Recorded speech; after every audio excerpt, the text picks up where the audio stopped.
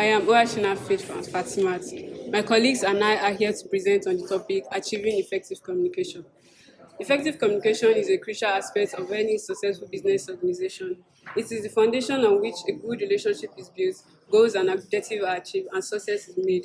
However, achieving a good, effective communication in this fast-paced and ever-changing business environment might be taxing.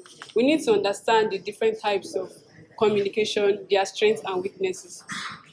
Verbal communication is the most common form of communication, but it can be easily misunderstood and misinterpreted. Written communication, on the other hand, is more precise and can be easily referred to, but lacks the physical touch of verbal communication. Also, active listening also is very important because active listening is not just about what we are saying, but also the other person's perspective and how they take things. In addition to understanding the different types of communication and practicing active listening, we also need to avoid the use of jargons and technical terms which our audience might not be familiar with. At this point, I'm going to be introducing my colleague who is going to be taking what is effective communication. As you can see, effective communication is a combination of a set of skills that include attentive listening, non-verbal communication, the ability to deal with stress in present situation, and the capability to identify and understand one's emotions and those of the person you're communicating with. As you can see, effective communication is a two-way street. That means you must both understand the person you're communicating with and understand what you want to communicate about.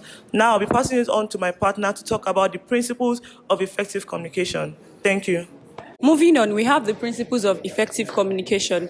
It is important to know that both the sender and the receiver must have mutual understanding for the transmission of ideas and information to be successful. For effective communication to be successful, we have the 7 C's, namely completeness, conciseness, concreteness, correctness, consistency, and credibility. Firstly, a complete message should be communicated so as to avoid misinterpretation and confusion.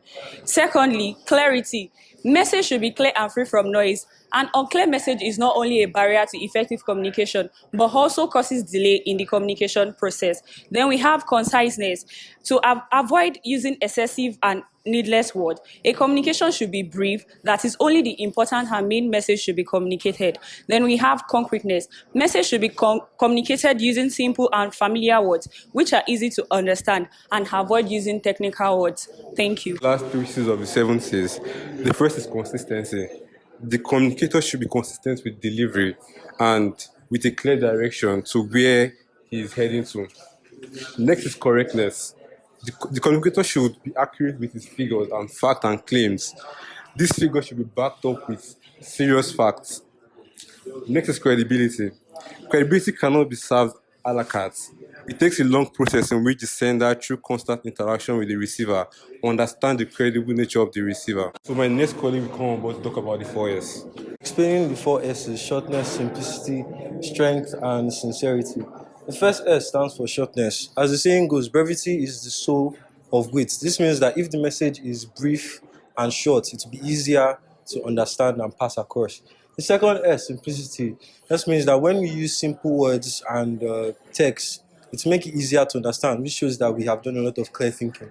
The third S stands for strength. Strength emanates from the credibility of the speaker and how they pass the message across. Fourth S stands for sincerity. If the sender is genuine and sincere, it will be reflected in the message he's trying to communicate. However, there are other principles of effective communication, which may include principle of timeliness.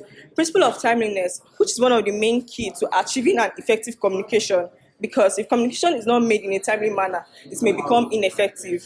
We have principle of alternativeness. For communication to be effective listening is as well very important, because when communication is being taking place, there's no form of effective listening. It may be considered useless or ineffective. Then we have principle of language control.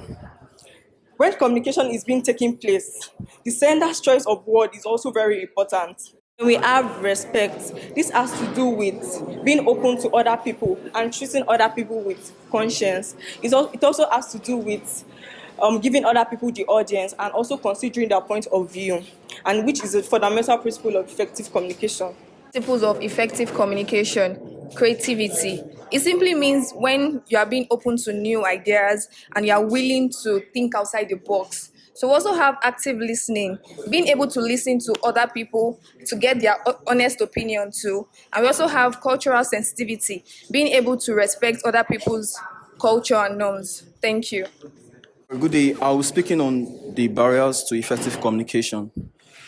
Effective communication is essential in all aspects of life, ranging from personal relationships to business and professional settings. However, it's important we identify these several barriers and work towards making communication better. So, the first barrier is language barrier. Language barrier occurs when there are differences in language spoken or when technical jargon is used that is unfamiliar to the recipient. It can lead to misinterpretation, misunderstanding, and confusion. The second barrier is cultural barriers. Cultural barriers occur when different cultural beliefs, customs, and practices affect understanding.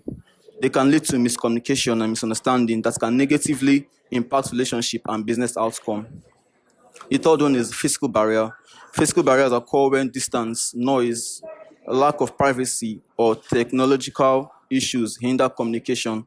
For example, poor internet can prevent effective video conferencing, and noise can make it challenging to hear and understand the speaker. The next speaker will speak on the emotional barriers, technological barriers, and perceptual barriers. Thank you. Technological barrier. Technological barrier occur when there are difficulties for the speaker or the user in using the technology, the new technology to actually communicate to the listener. For example, if as we are trying to present this particular presentation, we are having issue with the Google slide or whatever we are using, then that's technological barrier. The last but not the least is what? The perceptual what? Barrier. The perceptual barrier occur when there are differences in perception and interpretation of messages due to individual differences in what? In attitude, experiences, or what? Or values. This will actually hinder how an individual will take to what? Understand what the speaker is trying to say. Thank you. Effective communication is essential for success in personal and professional relationships. We need to understand the barriers and overcome it in achieving effective communication. As Base Tracy has said, Base Tracy mentions that to be highly successful in anything that you do, you need to communicate at a high level. It doesn't matter if you're a carpenter, designer, or CEO. So we need, by understanding and overcoming the barriers to effective communication, we can improve communication skills and build stronger relationships with those around us. Thank you.